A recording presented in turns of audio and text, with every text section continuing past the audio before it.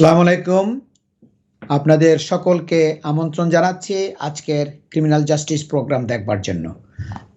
আমি Azam and co সলিসিটার্সের principal solicitor Shafiul Azam. আমাদের ক্রিমিনাল জাস্টিস প্রোগ্রাম অনুষ্ঠিত হয় প্রতি রবিবার দুপুর 12:30 থেকে 2টা। আজ আমি একা আছি, সবসময় আমার সাথে একজন ব্যারিস্টার এবং কিউসি কুইন্স কাউন্সিল থাকে। আজকে আমি একাই একটা স্পেসিফিক একটা টপিকের উপর কথা বলবো, এবং সেই টপিকটা হচ্ছে মানি লন্ডারিং এর উপরে। আজকের এই প্রোগ্রামটা আবার রিপিট দেখানো হবে ঠিক আগামীকাল সকাল 9:30 থেকে 11টা পর্যন্ত। 2002 সালে আমি Azam and co solicitors farm প্রতিষ্ঠিত করেছি। সে অনেক বছর ধরে আমি ক্রিমিনাল লয়ের উপর প্র্যাকটিস করে আসছি এবং আমার স্পেশালিজম হচ্ছে ক্রিমিনাল লয়ের উপর। তাই এই ক্রিমিনাল জাস্টিস প্রোগ্রামে আমরা শুধু ক্রিমিনাল ল বিষয়েই আলোচনা করি। কনফিডেন্সিয়ালিটি ব্রিচ হওয়ার রিস্ক থাকে বলে আমরা লাইভ প্রোগ্রামে কোনো প্রশ্ন নিই না। মানুষের গোপনীয় তথ্য, মানুষের ব্যক্তিগত তথ্য প্রমাণাদি লিক হওয়ার পসিবিলিটি থাকে। অন এয়ার টেলিভিশনের মধ্যে যখন প্রশ্ন করা হয়, মানুষের অনেক কনফিডেন্সিয়াল ব্যক্তিগত তথ্য আপনার এটা প্রচার হয়ে যায়। ওই জন্য আমরা ক্রিমিনাল লয়ের এই প্রোগ্রামের মধ্যে কোনো ধরনের প্রশ্ন নিই না। একজন স্পেশালিস্ট ক্রিমিনাল ডিফেন্স সলিসিটার হিসাবে সে অনেক বছর ধরে আমি ম্যাজিস্ট্রেটস কোর্ট এবং ক্রাউন কোর্টে ছোট বড় অনেক ধরনের কেস করে আসছি। আমি ক্রাউন কোর্টে অনেক হাই প্রোফাইল কেসগুলো করেছি, বিভিন্ন এই দেশের নিউজ মিডিয়ার মধ্যে, বিবিসিতে এবং অন্যান্য মিডিয়ার মধ্যে যেগুলো পাবলিশ হয়েছে, যার জন্য কমিউনিটির মেম্বারদের কাছ থেকে প্রতিনিয়ত আমার কাছে বিভিন্ন প্রশ্ন আদি আসে। আর সেই প্রশ্নগুলোর উপর গুরুত্ব দিয়ে আমি আমাদের এই ক্রিমিনাল জাস্টিস প্রোগ্রামের আলোচনার বিষয়গুলো ঠিক করি। আজকের বিষয়ের মধ্যে থাকবে মানি লন্ডারিং। আমি এক্সাম্পল দিয়ে বুঝাইয়া দিব যে কখন মানি লন্ডারিংটা হয়। অনেকে শুনেছেন, সবাই শুনেছেন, এটা হইলে একটা বিশাল অপরাধ, এটা বিশাল আকৃতির। আপনার এই অপরাধের জন্য অনেক লম্বা প্রিজন সেন্টেন্স হয়, কিন্তু অনেকে জানে না, তাদের অগোচরে, তাদের অজ্ঞাত স্বরে তারা এই অপরাধটা সংগঠিত করে। এই জন্য সবাইকে কেয়ারফুল থাকতে হবে। ওইটার উপর আমি বিভিন্ন এক্সাম্পল দিব, উদাহরণ দিব, সবার যেন বুঝতে যেন সুবিধা হয় মানি লন্ডারিংটা কি। We are going to talk about the general principles of criminal law in this program. Every case has its own facts, merits, and demerits. If you are facing a criminal investigation or concerned about something that involves the police, always seek advice from a specialist criminal defense solicitor. সুতরাং police যদি আপনাকে phone করে police স্টেশনে যাওয়ার জন্য বলে, অথবা arrest করে যদি পুলিশ স্টেশনে নিয়ে যায়, তাহলে সাথে সাথে আপনার পছন্দের একজন স্পেশালিস্ট, অভিজ্ঞ, দক্ষ ক্রিমিনাল ডিফেন্স সলিসিটরের সাথে যোগাযোগ করবেন এবং তাদেরকে ডাকবেন আপনাকে পুলিশ স্টেশনে রিপ্রেজেন্ট করার জন্য। আমার বক্তব্যগুলো আমি বাংলায় এবং ইংলিশে মিশিয়ে বলার চেষ্টা করব, যাতে আমাদের অডিয়েন্স যারা আছেন সবাই যেন বুঝতে সুবিধা হয়। প্রথমে হচ্ছে মানি লন্ডারিং। এই পরিচিত নাম, এই পরিচিত ওয়ার্ডটা, এই অপরাধটা একটা এদেশের মধ্যে একটা বড় ধরনের অপরাধ। Fraud, money laundering, murder, rape, এগুলো হলো হাই গ্রেডেড অফেন্স। অনেক লম্বা প্রিজন সেন্টেন্সে আপনার সার্ভ করতে হবে। যদি আপনাকে দোষী সাব্যস্ত হয়, আপনাকে দোষী সাব্যস্ত করে ক্রাউন কোর্টের মধ্যে, কারণ নর্মালি মানি লন্ডারিং এর অপরাধটা ক্রাউন কোর্টে যায়, ওখানেই আপনার বিচার হবে, জুরি ট্রায়াল হবে। The legislation regarding money laundering in the UK is amongst the toughest compared to anywhere in the world.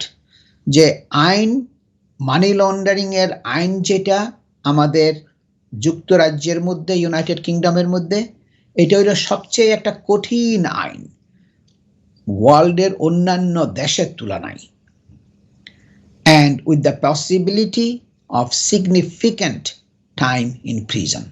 যদি আপনাকে দোষী সাব্যস্ত করা হয় তাহলে সম্ভাবনা থাকবে আপনার একটা বিশাল লম্বা আকারের প্রিজন সেন্টেন্স আপনাকে দিতে পারে।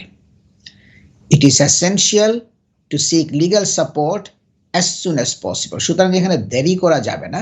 যখনই আপনাকে ইন্টারভিউ করবে এবং যখনই পুলিশ আপনাকে ইন্টারভিউর জন্য ডাকবে, সেখানে তাড়াহুড়া করতে পারবেন না। পুলিশ স্টেশনের মধ্যে আপনাকে অভিজ্ঞ সলিসিটর নিয়ে যেতে হবে, কল করতে হবে, সেটা ইন্টারভিউর আগে হোক বা পরে হোক, আপনাকে কন্টিনিউয়াসলি কেসের উপরে প্রিপারেশন করতে হবে। পুলিশ যেখানে আপনাকে ইন্টারভিউ করেছে তার মানে খুব সম্ভব তারা তাড়াতাড়ি আপনাকে একটা চার্জ করবে এবং আপনার বিরুদ্ধে ওই চার্জটা হওয়ার পরে আপনাকে ফেস করতে হবে ক্রাউন কোর্টের ট্রায়ালের জন্য। কারণ ম্যাজিস্ট্রেটস কোর্টে ইনিশিয়ালি ওখান থেকে শুরু হয় কেসটা, কিন্তু ম্যাজিস্ট্রেটস এগুলো তাদের কোনো পাওয়ার নাই এই মানি লন্ডারিং এর কেস বিচার করার জন্য, যার জন্য আপনার কেসটা তারা পাঠাইয়া দিবে ক্রাউন কোর্টের মধ্যে, আর একটা তারিখ ধার্য করবে। প্রফেশনালস, অ্যাকাউন্টেন্টরা আছে, মর্টগেজ ব্রোকাররা আছে, আপনার এরাও কিন্তু অনেক সময় এই প্রবলেমের মধ্যে পড়ে যায় অপ্রত্যাশিতভাবে। একটা আনএক্সপেক্টেডলি তারাও এই ইনভেস্টিগেশনের মধ্যে, পুলিশি তদন্তের মধ্যে পড়ে যায়। তারা অ্যাকাউন্টেন্টরা অনেক সময় ইনভেস্টিগেট করে না যে পয়সাটা কোত্থেকে আসছে, সোর্স অফ দ্য মানি। এখন কথা হচ্ছে কি সোর্স অফ দ্য মানি, মানিটা কি আপনি কি হালাল রুজির থেকে আসছে নাকি আপনার ক্রিমিনাল অ্যাক্টিভিটি থেকে আসছে? সেটা ড্রাগসও হইতে পারে, সেটা ইল্লিগাল আর্নিংও হইতে পারে। একটা পয়সা আপনি ইনকাম করতেছেন যেগুলোর উপরে কোনো ট্যাক্স পে করা হয় নাই, সেটাও আপনার ক্রিমিনাল মানি। সুতরাং এটার ডেফিনেশনটা এত ওয়াইড, আমাদের লোকজন কিন্তু অনেকেই এটা বুঝে না। আপনার অনেকগুলো এক্সাম্পল আছে যেটা আমি আস্তে আস্তে বলবো। সুতরাং ক্রিমিনাল অ্যাক্টিভিটি থেকে যেই পয়সাটা আসবে সেই পয়সাটাকে ডিল করা, সেই পয়সাটা আপনার পজেশনে রাখা, এটা হইল আপনার ক্রিমিনাল অফেন্স, মানি লন্ডারিং এর অফেন্স। এবং এই অফেন্সটাকে একটা বিশাল অপরাধের আওতায় নিয়ে আসছে একটা নির্দিষ্ট একটা আইন করে, সেটাকে প্রসিডস অফ ক্রাইম অ্যাক্ট বলা হয়। এই প্রসিডস অফ ক্রাইম অ্যাক্ট এই আইনটা করে মানি লন্ডারিংটাকে অনেক বিস্তারিতভাবে অপরাধের আওতায় নিয়ে আসছে। সো যারা প্রফেশনাল তারাও অনেক সময় অপ্রত্যাশিতভাবে এই ট্রাবলের মধ্যে, পুলিশি তদন্তের মধ্যে, পুলিশি হামলার মধ্যে তারা পড়ে যায়। আমাদের কাজ কি? আমাদের কাজ হচ্ছে কি মিনিমাইজ করা, কমানো তাদের যে এই তো বড় একটা অপরাধের সম্মুখীন তারা হয়েছে। আমাদের ক্লায়েন্টরা যেটা ট্রায়াল ফেস করতে হবে, তাদেরকে কিভাবে কমানো যায়, তাদের পরিণতি যেটা, এই কেসের পরিণতি যেটা, এটা একটা লং টার্ম ইনভেস্টিগেশন হয় এবং আপনার অনেকগুলো ইন্টারভিউ হতে পারে, শুধু একটা দুইটা না। আপনার অফিসে আসবে, আপনার বাসায় যাবে, যেখানে যেখানে তারা মনে করে আপনি আপনার তথ্য প্রমাণাদি আছে সেখানে তারা হামলা দিবে এবং সেখান থেকে সমস্ত জিনিসপত্র তারা নিয়ে যাবে, অ্যানালাইজ করবে এবং তারা পুলিশ প্রিপেয়ার করবে ট্রায়ালের জন্য। কারণ পুলিশের কাজ হচ্ছে কি যখনই একটা চার্জ ফ্রেম করা হয় তখন তারা বিভিন্ন তথ্য প্রমাণাদি আপনার কাছ থেকে সংগ্রহ করবে, আপনার কাছ থেকে সার্চ করে এগুলো নিয়ে যাবে এবং তারা তখন কোর্টের মধ্যে এগুলা উপস্থাপন করবে, জুরির কাছে দেখাবে যে দেখো তার কাছ থেকে এতগুলো ব্যাংক স্টেটমেন্ট নেওয়া হয়েছে, ঘর থেকে, অফিস থেকে, এবং প্রত্যেকটা ব্যাংক স্টেটমেন্টের মধ্যে যে এতগুলো ট্রানজ্যাকশন হয়েছে, 200,000, 500,000, মিলিয়ন, এগুলোর কোনো এক্সপ্লেনেশন নাই। কোত্থেকে পয়সাটা আসছে অ্যাকাউন্টের মধ্যে, কোথায় গেছে, কিভাবে খরচ হয়েছে, এগুলোর কোনো প্রপার এক্সপ্লেনেশন সে ইন্টারভিউর সময় দিতে পারে নাই। সুতরাং আপনাকে শুরুর থেকেই চেষ্টা করতে হবে। আমার কাছে আসছে মানি লন্ডারিং এর কেস, সে অনেক মানি লন্ডারিং এর কেস, অনেকগুলো, আমি একটা সামান্য যেটা বলবো, একজন স্টুডেন্টও কিন্তু এই অপরাধের মধ্যে পড়ে গেছে। এটা ভালো একটা স্টুডেন্ট, পড়াশোনা করে ভালো মতো, তার অ্যাকাউন্টের মধ্যে আরেকজনে পয়সা ঢুকাই দিয়েছে। তাকে বলছে কি ঠিক আছে তোমাকে একটা আমি বকশিস দেয়া দিব, কিন্তু তার অ্যাকাউন্টের মধ্যে যে পয়সাটা দেওয়া হয়েছে ও হলো আর একটা অপরাধী। তার এই ক্রিমিনাল অপরাধের এই পয়সাগুলো সে আমার এই ইনোসেন্ট ক্লায়েন্টের অ্যাকাউন্টের মধ্যে ঢুকাই দিয়েছে। তখন তো ব্যাংক অ্যালার্ট হয়ে গেছে। ব্যাংক কি করেছে, তাকে ডাকছে এবং মানে মানে তার অ্যাকাউন্টটা ফ্রোজেন করে দিয়েছে এবং পুলিশকে সাথে সাথে, কারণ এটা তো ব্যাংকের এখন তো রেগুলেটেড বডি, ব্যাংকের তাদের দায় দায়িত্ব হচ্ছে পুলিশের কাছে এনি সাসপিশন, যে কোনো ধরনের আপনার সন্দেহ যদি থাকে কোনো পয়সার উপরে, সেটা আপনার ব্যাংকে ইনফর্ম করতে হবে পুলিশের কাছে। আমরা সলিসিটার যারা আছি আমাদেরকেও দেখতে হবে পয়সা যেগুলো দিচ্ছে ওই পয়সার উৎস কোথায়। এটাই হইল মেইন, এটাই হইল সারমর্ম, মানে সংক্ষেপ, যে পয়সার উৎসটা কোনো ক্রিমিনাল অ্যাক্টিভিটির থেকে আসছে কিনা। এই পয়সাটার ক্রিমিনাল অ্যাক্টিভিটির পয়সা যে কোনো, যে পয়সা আর্ন করা হয়েছে ট্যাক্স পে না করে, ওইটাও কিন্তু আপনার ক্রিমিনাল অ্যাক্টিভিটির পয়সা, কারণ ওই পয়সাটা লিগ্যাল পয়সা না। এবং যে পয়সাটা আসছে, মনে করেন আমি উদাহরণ দিব, একজনের একটা রেস্টুরেন্ট ব্যবসা আছে, তার এই রেস্টুরেন্টের ব্যবসা হচ্ছে 1000 পাউন্ডের ব্যবসা, কিন্তু সেখানে আরো 15,000 পাউন্ডের ইনকাম তার আসতেছে নার্কোটিন থেকে, যে মাদক দ্রব্য থেকে, কিন্তু সে বুক করতেছে, স্টাম্প মারতেছে, রেকর্ড প্রিপেয়ার করতেছে, ট্যাক্স পে করে 16,000 এর উপরে, কিন্তু এখানে 15,000 হইল মাদক দ্রব্য থেকে আর 1000 হইল রেস্টুরেন্টের ব্যবসার থেকে। সুতরাং এটা হইল ক্রিমিনাল অ্যাক্টিভিটির পয়সা। এটা যেখানে যাবে, যেই তাকে ডিল করবে, যেই তাকে জেনে শুনে তার সাথে ডিল করবে, যেই তার পয়সাকে পজেশনে রাখবে, তারাও আপনার এই অপরাধের আওতায় চলে আসবে, তাদেরকেও ট্রায়াল ফেস করতে হবে। তো অনেক ইনোসেন্ট মানুষগুলা ট্রাবলের মধ্যে পড়ে যায়। আমাদের কাজ হলো ফাইট করা, প্রপারলি কেসটাকে রিপ্রেজেন্ট করা, কোর্টের কাছে তুলে ধরা, এই কারণে আমার ক্লায়েন্ট নিরপরাধী। সুতরাং আপনাকে এই মানি লন্ডারিং এর এই বড় ধরনের এই অপরাধ থেকে আপনাকে নিজেকে বাঁচাই আনতে হবে। আর কনসিকুয়েন্স হচ্ছে ভয়াবহ পরিণতি। মানি লন্ডারিং এর জন্য যদি আপনার দোষী সাব্যস্ত হয়, লং টার্ম প্রিজন সেন্টেন্স হতে পারে। At its basic level, সংক্ষেপে যেটা আমি বলবো, money laundering is the concealing of the origins of proceeds. যে কনসিলিং করা মানে গোপন করা পয়সার উৎসটাকে, পয়সার উৎস থেকে সেটাকে গোপন করে রাখা, that have contributed to a crime or come from criminal activity।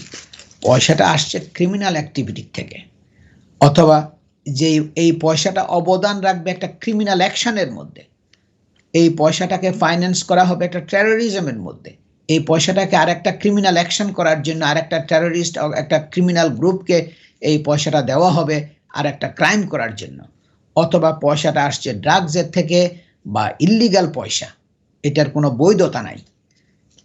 তাইলে এই যে আসল যে পয়সার উৎস যেটা, ওইটাকে গোপন করা, এটা হইল আপনার মানি লন্ডারিং সারমর্ম। এটা সংক্ষেপ, এটা অনেক ডিটেইলস আছে, এটা হলো সংক্ষেপ। যে আপনার পয়সার উৎস গোপন করা। Whilst the topic itself is complicated, there are two distinct forms. এই মানি লন্ডারিং এর বিষয়টা খুবই জটিল, কিন্তু দুইটা নির্দিষ্ট ডিস্টিংক্ট বেশ উল্লেখযোগ্য ভাবে এই অপরাধটা সংগঠিত হয়। সেটা দুইটার মধ্যে আমি বলবো, প্রথমটা হচ্ছে self laundering, which is committed by someone with their own proceeds।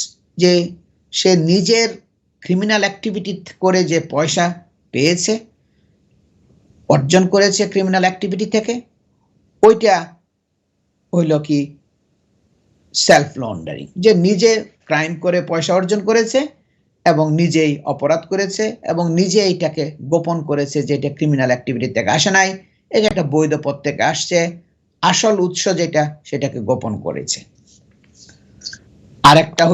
আরেকটা ধরনের হইল কি, someone who is controlling someone else's proceeds, যে আরেকজন যে কন্ট্রোল করতেছে। কন্ট্রোল করা মানে কি, যে পজেশনে রাখা, তার অধিকারে রাখা আরেকজনের ক্রিমিনাল পয়সাটাকে। একটা হইল কি নিজেরটা নিজে মানে রাখা, ওই ক্রিমিনাল অ্যাক্টিভিটির পয়সাগুলোকে ডিল করা, আরেকটা হইল আরেকজনের পয়সা আপনি ডিল করতেছেন, পজেশনে রাখতেছেন। তাহলে দুইভাবেই, এটা হইল দুইটা distinct form. Someone who is controlling someone else's proceeds. Okay. However, the recent number of high-profile cases, together with the new acts, the regulations coming into force, has opened up money laundering offences to cover a much wider, broader spectrum of activity. কিন্তু নতুন যে আইনগুলো এসেছে, নতুন যে রেগুলেশনগুলো government আপনার করেছে, আইন, রেগুলেশন, অ্যাক্ট অফ পার্লামেন্ট, এগুলো কিন্তু এখন এই মানি লন্ডারিংটাকে অনেক বড় ওয়াইডার স্পেকট্রাম আপনার নিয়ে গেছে, ওয়াইডার অ্যাক্টিভিটি, অনেক বিশাল আকারের কার্যকলাপের উপরে মানি লন্ডারিং এর অপরাধ সংগঠিত হতে পারে। আমি আসতেছি, উদাহরণ দিব বিভিন্নভাবে কিভাবে হয় এটা। একটা তো উদাহরণ বললাম যে একটা স্টুডেন্ট, ইনোসেন্ট ইউনিভার্সিটির স্টুডেন্ট, তার অ্যাকাউন্টের মধ্যে ওই অবৈধ ইল্লিগাল পয়সা ঢুকাই দিয়েছে। সুতরাং এখন crown court will now seek to base any case on proven evidence of the following. তারা ক্রাউন কোর্টে যখন কেসগুলো যায়, আমি তো এগুলো আজকে মানে দীর্ঘ 25 বছর ধরে আমার ক্রিমিনাল লয়ের প্র্যাকটিস, আমি মানে অনেকগুলো ক্রিমিনাল লয়ের ফ্রড, মানি লন্ডারিং এর কেস, একটা দুইটা না, অনেকগুলো আমি কেস করেছি। এবং এখন আমি যেটা দেখি যে ক্রাউন কোর্ট জাজ যেটা দেখবে এভিডেন্সের উপরে, যে পুলিশ কি এভিডেন্স সংগ্রহ করেছে, পুলিশ কতগুলো ব্যাংক স্টেটমেন্ট আপনার কাছ থেকে নিয়ে আসছে, কতগুলো কাগজপত্র, তথ্য প্রমাণাদি পুলিশ দেখাচ্ছে যে কার কাছে পয়সাটা দিয়েছে এবং কিভাবে পয়সাটা আসছে, কোত্থেকে উপার্জন হয়েছে। এগুলো পুলিশ কিন্তু আপনার hundreds of thousands of pages of documents money laundering কেসের জন্য প্রডিউস করবে পুলিশ।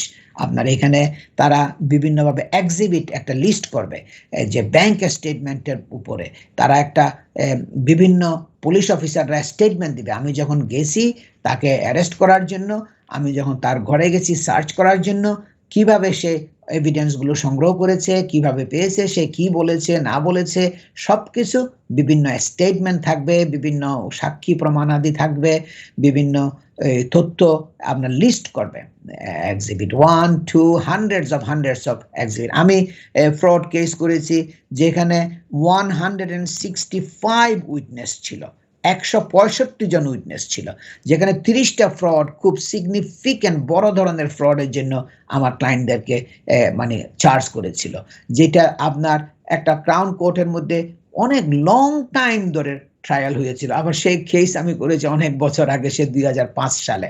সুতরাং আজকে তো এখন 2021 সাল, এটা হলো একটা বড় ধরনের কেস। আমি বিশালতা কিরকম সবাই যেন বুঝতে পারে। আর এসে 2005 সাল আর এখন 2021 সালে, এর মধ্যে অনেকগুলো কেস আমি দেখেছি, এবং যেখানে উল্লেখযোগ্য হচ্ছে জাজেরা সমস্ত তথ্যগুলো এটা তুলে ধরবে জুরির কাছে, এবং পুলিশ যেগুলা দিবে সেগুলা আপনার মানে কোর্টের কাছে, জাজের কাছে যাবে, জুরির কাছে যাবে। আর পুলিশ দেখবে কি, জাজ যেটা কনসেন্ট্রেট করবে এই সমস্ত মানি লন্ডারিং এর কেসের জন্য, where criminal money is shown to be absorbed into an economy through, for example, investment in property. The integration, এটাকে বলা হয় ইন্টিগ্রেশন। জাজ দেখবে তার যে ক্রিমিনাল অ্যাক্টিভিটির যে উপার্জন যেটা, সেটা কোনো আপনার অ্যাবজর্ব, শোষণ করা হয়েছে কিনা, শোষিত, নিবিষ্ট, মানে এক জায়গায় একটা ইনভেস্টেড করা হয়েছে কিনা, কোথায়, একটা ইনভেস্টমেন্টের মধ্যে, একটা মানে লোভনীয় একটা হয়তো শেয়ারের মধ্যে বা একটা মানে যে কোনো একটা ইনভেস্টমেন্ট হতে পারে, বিভিন্ন ধরনের মানে ফাইন্যান্সিয়াল অ্যাক্টিভিটিস আছে যেখান থেকে ইনভেস্ট করলে আপনি ইনকাম পাবেন, সেটা দেখবে কোথায় ইনভেস্ট করা হয়েছে তার এই ক্রিমিনাল অ্যাক্টিভিটির পয়সা থেকে। সেই 1 বছর 2 বছর না, সে লাস্ট মেনি ইয়ার্স ধরে এগুলো সব বের হয়ে আসবে। এগুলো বের করে আপনাকে প্রুফ করতে হবে আপনার পয়সার উৎস কোত্থেকে, কত পয়সা আপনি বৈধভাবে উপার্জন করেছেন, এবং মানে আপনাকে দেখাইতে হবে যে পুলিশ যেই মিলিয়ন পাউন্ডের যে মানে ক্রিমিনাল অ্যাক্টিভিটির পয়সা বলতেছে, আপনাকে দেখাইতে হবে যে না, এটা ক্রিমিনাল অ্যাক্টিভিটির পয়সা না, এটা আমার এই বৈধ উপার্জন থেকে আসছে। যে আমি জব করি একটা কোম্পানির, আমার স্যালারি এতটুকু, আমার একটা প্রপার্টি থেকে ইনকাম আসছে, আমার 5টা প্রপার্টি রেন্টাল প্রপার্টি থেকে আমার ইনকাম আসছে এতটুকু। তখন আবার যাবে ওই রেন্টাল প্রপার্টিগুলো আপনি কিভাবে উপার্জন করেছেন, ওগুলো কি আপনি ক্রিমিনাল অ্যাক্টিভিটির পয়সা দিয়ে ইনভেস্ট করেছেন কিনা। সুতরাং ভেরি ড্রাকোনিয়ান সিস্টেম। প্লেসমেন্ট, যে পয়সা আপনি কোথায় রেখেছেন, ফাইন্যান্সিয়াল সিস্টেমের মধ্যে প্রসেস করছেন কিনা, ব্যাংকিং প্রসেসের মধ্যে ফেলাইছেন কিনা পয়সাগুলো, তখন ওখান থেকে যা যে দেখবে কত অবৈধ পয়সাগুলো বিভিন্নভাবে মানে আপনি ওখানে ব্যাংকিং সিস্টেমের মধ্যে আপনি প্রসেস করেছেন। কিন্তু আলটিমেটলি যখনই আপনার চার্জ আসবে, আপনি যেখানে পয়সাটা রাখেন না কেন, ব্যাংকের মধ্যে হয়তো আপনি হয়তো ব্যাংকের মধ্যে এখন কিন্তু ব্যাংকে কিন্তু ক্যাশ পয়সা জমাও নেয় না, কিন্তু তার কারণ ব্যাংকের অনেকে মনে করে কি এটা তো আমার ব্যাংকের অ্যাকাউন্ট, এটা আমার ব্যাংক, আমার পয়সা, কিন্তু অনেকে জানে না মানে তাদের পিছনে আর একটা বড় পাওয়ার লেগে আছে, সেটা financial services authority, financial conduct authority তাদেরকে রেগুলেট করতেছে, তাদেরকে বলতেছে তোমরা যেই পয়সাগুলো নিবা, পয়সাগুলো উৎস কোথায় সেটা তোমাদেরকে চেক করতে হবে। মানি লন্ডারিং এর যে চেকিং যেগুলো আছে, যে চেক লিস্ট তোমাদেরকে ব্যাংক অফিসারদেরকে ফলো করতে হবে। তোমরা যদি এগুলো ফলো না করো তাহলে একটা হেভি পেনাল্টি দিয়ে দিবে। যারা লয়ার আছে, অ্যাকাউন্টেন্ট আছে, মর্টগেজ ব্রোকার আছে, তাদেরকে ট্রেনিং নিতে হবে, ট্রেনিংয়ে যেতে হবে, শিখতে হবে। কারণ যদি না শিখেন, আপনি যদি ওই যে মানে ক্লায়েন্টে যে পয়সা দিয়ে দিল আর আপনি পয়সা নিয়ে নিলেন, ওই পয়সা কোত্থেকে আসছে, মানি লন্ডারিং এর চেক যেগুলো সেগুলো আপনি করেন নাই, তাহলে আপনি ট্রাবলের মধ্যে পড়বেন। পুলিশ আপনাকে ইনভেস্টিগেশনের আওতায় নিয়ে আসবে। তো অনেকে বুঝে না যে আমি তো আপনাকে দিয়ে দিচ্ছি পয়সা, এটা তো আমার পয়সা, আমি দিচ্ছি আমার হাতে, কিন্তু মূল কথা হলো পয়সাটা তুমি কোত্থেকে পেয়েছো, এটা তোমাকে প্রমাণ করে দেখাতে হবে, এটা তোমার ব্যাংকের থেকে আসছে কিনা, তোমার কাজের থেকে আসছে কিনা। হ্যাঁ, এগুলা অনেক সময় আমি আগেও বলেছি যে একজন মানুষ মনে করেন রাস্তা দিয়ে পয়সা নিয়ে যাচ্ছে 1000 পাউন্ড বা বেশি বা 1500 পাউন্ড, পুলিশে স্টপ করতে পারে এবং ওই পয়সা পুলিশ সিজ করতে পারে, নিয়ে যেতে পারে, এবং এখন এটা আপনার দায়িত্ব হবে এটা প্রমাণ করে নিয়ে আসা। আপনি যদি প্রমাণ করতে না পারেন তাহলে আপনি পয়সা হারাবেন। এবং জাজেরা এখন দেখবে এই ক্রিমিনাল পয়সাটা কোথায় প্রসেস করা হয়েছে, কোথায় কোথায় গেছে, কোথায় নিয়ে যাওয়া হয়েছে, এগুলো সব এখন তারা দেখবে। তারপর আরো দেখবে কি জাজেরা, ক্রাউন কোর্ট জাজ, where money has been moved often through offshore companies and via a complex web of transactions, তারা দেখবে পয়সা দেশের বাইরে চলে গেছে কিনা, পয়সা বাংলাদেশে চলে গেছে কিনা, পয়সা পাকিস্তানে চলে গেছে কিনা, অন্য একটা ইউরোপিয়ান দেশে চলে গেছে কিনা খুঁজে বের। কারণ এখন তো মানে প্রত্যেকটা দেশের প্রায় দেশগুলোর মধ্যে একটা তাদের এগ্রিমেন্ট আছে এবং তাদের ওই গভর্নমেন্ট আপনাকে হেল্প করবে। পার্টিকুলারলি বাংলাদেশে যদি যায়, ওরা যদি খবর পায় পয়সা বাংলাদেশে গেছে, ওখানে সম্পদ, আর বাংলাদেশে তো আইন শৃঙ্খলা আমার তার বলার দরকার নাই, ওখানে আর একটা আপনি ঝামেলার মধ্যে পড়বেন। সুতরাং খুবই মানে ভয়ঙ্কর এবং জটিল এই আইন। দেখবে জাজ পয়সাটা অফশোর গেছে কিনা, তার মানে দেশের বাইরে গেছে কিনা, এবং থ্রো ভাইয়া কমপ্লেক্স ওয়েব ট্রানজ্যাকশন, বিভিন্নভাবে ইন্টারনেটের মাধ্যমে বিভিন্নভাবে আপনি ট্রান্সফার করেছেন কিনা কারো কাছে পয়সা, এগুলো এখন মানে খুব কেয়ারফুলি যারা এগুলো দেখবে এবং দেখে আপনাকে পুলিশ প্রশ্ন করবে, কোথায় পয়সা পাঠিয়েছ, কিভাবে এই পয়সাটা পাঠিয়েছ, এগুলো সব তখন আপনাকে প্রশ্নের উত্তর দিতে হবে। The court process will also seek to prove a full audit trail of activity and reasoning behind any deemed transactions that could be defined as money laundering before judgment is passed.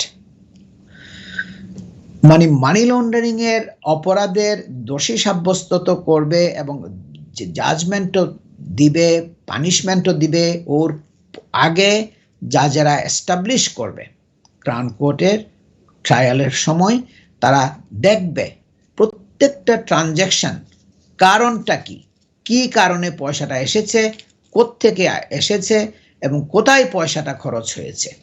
এগুলো একটা consistency দিতে হবে যে আপনি খরচ করেছেন এক বছরের মধ্যে 50,000 পাউন্ড, কিন্তু আপনি কাজ করেন রেস্টুরেন্টের মধ্যে, আপনার ইনকাম হলো 10,000 পাউন্ড, রেস্টুরেন্টের মালিকে আপনাকে পয়সা দিচ্ছে, বেতন দিচ্ছে 10,000 পাউন্ড, কিন্তু আপনার বিভিন্ন ট্রানজ্যাকশনে আপনার ঘরে গিয়ে যে এক্সপেন্সিভ ম্যাটেরিয়ালসগুলো, ফার্নিচার যেগুলো আছে, আপনার যে এক্সপেন্সিভ কার যেগুলো আছে, ওগুলো তো আছেই, প্লাস দেখা গেছে আপনি বিভিন্নভাবে বিভিন্ন ক্যাশে বিভিন্নভাবে খরচ করেছেন 50,000 পাউন্ড।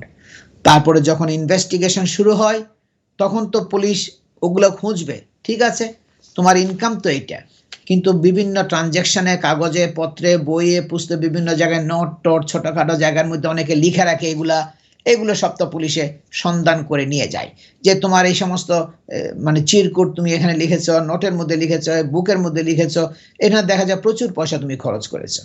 আর এখন দেখা যায় তোমার একটা ঘরের মধ্যে এক্সপেন্সিভ একটা 10,000 পাউন্ড ওয়ার্থের একটা পেইন্টিং আছে, তুমি একটা রোলস রয়েস গাড়ি ড্রাইভ করতেছো, তুমি একটা মানে এক্সপেন্সিভ মানে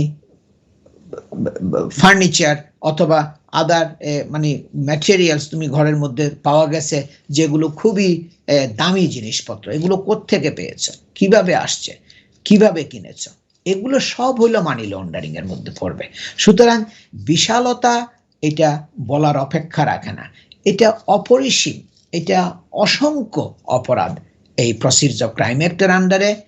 মানি লন্ডারিং এর অপরাধটা অগণিত আপনার এই মানে এক্সাম্পল দেওয়া যাবে।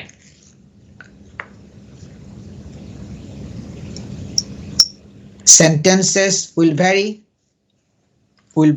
very much depend on the unique factors of the case, but may attribute significant focus on the amount of money involved. এখানে আপনাকে যে পানিশমেন্ট দেওয়া হবে, আপনাকে যে সাজা দেওয়া হবে, ক্রাউন কোর্টের থেকে জাজে যে সাজা দিবে, সেখানে যারা ফোকাস করবে কয় হাজার পাউন্ড, কয় মিলিয়ন পাউন্ডের ফ্রড আপনি করেছেন, মানি লন্ডারিং করেছেন, ক্রিমিনাল অ্যাক্টিভিটি থেকে কত পয়সা উপার্জন হয়েছে, কত সময় ধরে উপার্জন করেছেন, এগুলো তারা ফোকাস করবে। এগুলোর উপরে ডিপেন্ড করে আপ টু 14 ইয়ার পর্যন্ত, 14 বছর পর্যন্ত প্রিজন সেন্টেন্স দিতে পারে। 14 বছর পর্যন্ত মানি লন্ডারিং এর জন্য প্রিজন সেন্টেন্স তো দিতে পারে। আরও একটা হইল কি কনফিসকেশন প্রসিডিং, এবং সাজা দেওয়ার পরে পরে খুব অল্প সময়ের মধ্যেই জাজে একটা টাইম টেবল সেট করবে, সেটা হচ্ছে কি যে তার সমস্ত সম্পদগুলো ওগুলো সব বাজেয়াপ্ত করতে হবে এবং পুলিশে হিসাব দেখাবে যে মানি লন্ডারিং করে সে 10 মিলিয়ন পাউন্ড উপার্জন করেছে, তার এখন 5টা বাড়ির মালিক, 3টা রোলস রয়েসের মালিক, তার বাংলাদেশে সম্পদ আছে, পাকিস্তানে সম্পদ আছে, ফ্রান্সে আছে, জার্মানিতে আছে, তার প্রচুর সসম্পদ, সব জায়গায় তার উপরে একটা রেস্ট্রেইন্ট অর্ডার নিয়ে আসো। তার মানে সমস্ত সম্পদগুলোর উপরে একটা আপনার মরেটোরিয়াম সৃষ্টি করবে, যার জন্য আপনি এগুলো মুভ করতে পারবেন না, সেল করতে পারবেন না, এবং ওই প্রসিডিংসটা শুরু হবে এবং সমস্ত পয়সাগুলো ওখান থেকে তারা রিকভার করার চেষ্টা করবে, যেটাকে বলা হয় কনফিসকেশন প্রসিডিংস, মানে সম্পদ বাজেয়াপ্ত করার আরেকটা প্রসিডিং শুরু। 14 বছর পর্যন্ত প্রিজন সেন্টেন্স তো হবেই, ইন এডিশন আরেকটা প্রসিডিং শুরু হবে। সমস্ত পয়সাগুলো আপনার সম্পদগুলো সবগুলা সেল করে বা ওগুলা থেকে যেভাবে ডিসপোজ আপ করে ক্রিমিনাল অ্যাক্টিভিটির সমস্ত পয়সাগুলো উদ্ধার করা।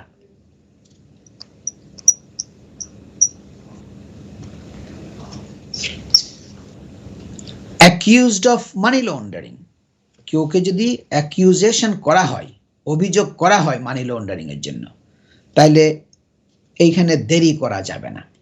আপনি দেরি করলে, প্রত্যেকটা মিনিট আপনি দেরি করবেন, আপনার ঝুঁকির মধ্যে পড়বেন আপনি। কারণ অনেকগুলো জিনিস আছে, প্রম্পটলি ইমিডিয়েটলি আপনাকে অ্যাকশন নিতে হবে।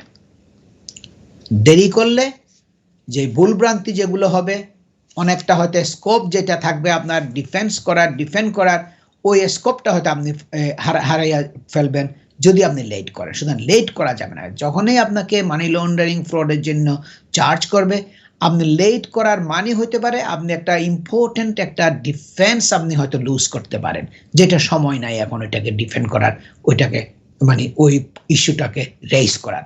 সুতরাং ইমিডিয়েট অ্যাকশন নিতে হবে।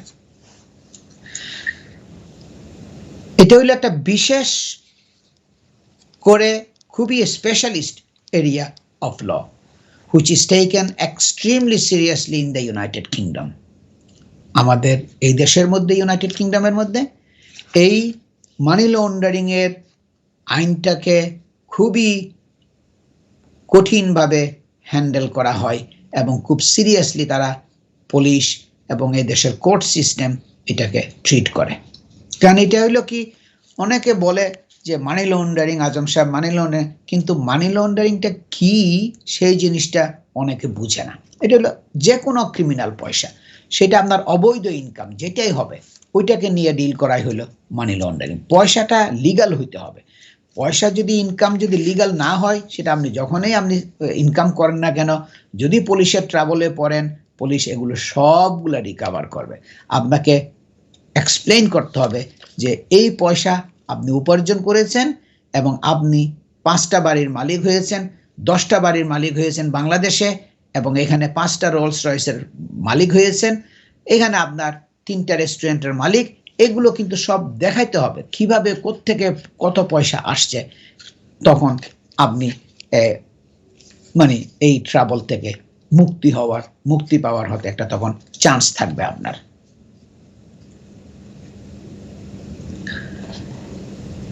It can involve many different agencies. পুলিশের বিভিন্ন এজেন্সিগুলো আছে, অনেকগুলো এজেন্সি এই সমস্ত ইনভেস্টিগেশনের মধ্যে ইনভলভ হয়ে যাবে। A significant amount of potential evidence and an intensive series of interviews. যে অনেকগুলো কাগজপত্র, অনেকগুলো তথ্য প্রমাণাদি, অনেকগুলো ডকুমেন্ট আপনার অফিস থেকে, আপনার বাসার থেকে বা যে কোনো জায়গায় আপনি আপনার বাসস্থান বা কাজের স্থল থেকে সব তারা নিয়ে যাবে। প্রচুর পরিমাণে কাগজপত্র তারা পুলিশ প্রডিউস করবে এবং আপনাকে সিরিজ অফ ইন্টারভিউ করবে, একটা দুইটা না। আপনাকে তারা বিভিন্ন সময় যখন এই নতুন তথ্য প্রমাণাদি তাদের মানে আসবে তাদের কাছে, তারা বলে যে আমরা আর একটা সেকেন্ড ইন্টারভিউ করতে চাই, তারা বলবে কি আমরা এখন আর একটা থার্ড ইন্টারভিউ করতে চাই। সুতরাং অনেকগুলো ইন্টারভিউ হবে, আপনাকে প্রিপেয়ার থাকতে হবে এগুলো ফেস করার জন্য। পুলিশের যে হামলা, যে অভিযান, এগুলোকে আপনাকে ফেস করতে হবে। Therefore, as soon as you realize you may be included in an investigation, it is important to seek legal advice with a dedicated team entrusted by you to examine all the evidence. সুতরাং যখনই আপনাকে police arrest করবে, যখনই আপনাকে তদন্ত শুরু করবে, তখন থেকে আপনাকে একটা ডেডিকেটেড, যে আপনার জন্য নিবেদিত হবে, আপনার জন্য কাজ করবে, আপনার প্রশ্নের উত্তর দিবে, আপনি টেলিফোন করলে সাথে সাথে আনসার করবে। সব সময় আমার কাছে আসে যে আজম সাহেব আমি তো একটা ফ্রড কেসের মধ্যে পড়েছি, আমাকে এত বছরের প্রিজন সেন্টেন্স দিয়েছে, আমি তো আমার এই পয়সাটা কোত্থেকে আসছে, খরচের পয়সাটা কোত্থেকে আসছে, ইনকাম কোত্থেকে আসছে, এগুলোও তো আমি ঠিকমতো এক্সপ্লেন করতে পারি না। আমাকে একটা ফ্রি সলিসিটর দিয়েছে, আমি এগুলো সবগুলো ইন্টারভিউর সময় এক্সপ্লেন করতে পারি না, ট্রায়ালের আগেও আমি এক্সপ্লেন করতে পারি, কিন্তু এটা কোনো আপনার অজুহাত না, এটা আপনার কেস, আপনাকেই এটা প্রিপেয়ার করতে হবে। সুতরাং এটা আপনাকে অভিজ্ঞ এক্সপেরিয়েন্সড সলিসিটর আপনাকে খুঁজে বের করতে হবে, যে আপনাকে সব সময় দিবে, থারালি আপনার কেস প্রিপেয়ার করবে এবং আপনার সমস্ত এভিডেন্স, তথ্য প্রমাণাদি যে পুলিশ নিয়ে গেছে এগুলো সবগুলো এক্সামিন করবে। প্রত্যেক সময় মনে রাখবেন ইন্টারভিউর পরে আপনাকে লয়ারের সাথে মিটিং করতে হবে, ইন্টারভিউর সাথে সাথেই, কারণ তখন আপনার মেমোরির মধ্যে সব কিছু আছে, পুলিশ আপনাকে কি কি প্রশ্ন করেছে, আপনি কি কি উত্তর দিয়েছেন, আপনার স্ট্রেংথ এবং উইকনেসেস, আপনার কেস, এটা আপনাকে আপনার সলিসিটরের সাথে বসতে হবে, সেটা 2 ঘন্টা লাগুক 5 ঘন্টা লাগুক, আপনাকে বসে ডিসকাস করতে হবে যে ইন্টারভিউর সময় তো আজম সাহেব এই প্রশ্নগুলো করেছে, টেপ রেকর্ডেড, কিন্তু এই প্রশ্নের উত্তরগুলো আমি এইভাবে দিয়েছি, এখানে তো অনেকগুলো জিনিস, আমি তো এভিডেন্স আমার কাছে আছে, এগুলো সব প্রস অ্যান্ড কনসগুলো অ্যানালাইজ করতে হবে, কারণ এটার ভয়াবহতা, এটার পরিণাম কিন্তু অনেক বড়।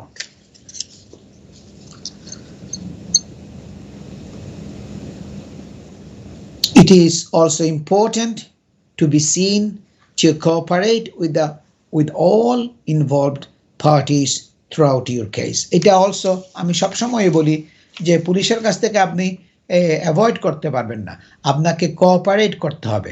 যদি আপনি ইন্টারভিউতে অ্যাটেন্ড করতে না পারেন তাহলে আমাকে বলবেন যে আমার এই কারণে আমি অ্যাটেন্ড করতে পারবো না, আমি সেটা পুলিশকে লিখবো, বলবো যে এই কারণে তোমাদেরকে আরেকটা তারিখ ঠিক করতে হবে, অ্যাভয়েড করা যাবে না। তারা যদি কোনো একটা ইনফরমেশন চায় যেটা যুক্তিসঙ্গত কারণ আছে, আপনাকে চেষ্টা করতে হবে ওই তথ্য প্রমাণাদি যেটা তারা চাচ্ছে রিজনেবল ওয়েতে আপনাকে কোঅপারেট করতে হবে, সহযোগিতা করতে হবে, কারণ নন কোঅপারেশন যদি করেন তাহলে এটা আপনার জন্য প্রবলেম হবে, তখন তারা আবার ইন্টারভিউ করবে, আপনার অফিসে আসবে, আপনার বাসায় যাবে, আবার তছনছ করবে, কাগজপত্র তথ্য প্রমাণাদি নিয়ে যাওয়ার চেষ্টা করবে। সুতরাং না দেওয়াটা কোনো সময় অ্যাডভাইজেবল না, কোঅপারেট করতে হবে প্রত্যেকটা এজেন্সির সাথে, কারণ যখন এই ফ্রড এবং মানি লন্ডারিংয়ের জন্য এটা দুইটা কিন্তু একসাথে হয়, যখনই আপনার ফ্রডের এলিগেশন আসে তখন মানি লন্ডারিংটা চলে আসে, প্রায় সময় দেখা যায় ফ্রড এবং মানি লন্ডারিং একই সাথে আপনার চার্জ করে পুলিশ। অনেক সময় হয়তো মানি লন্ডারিং,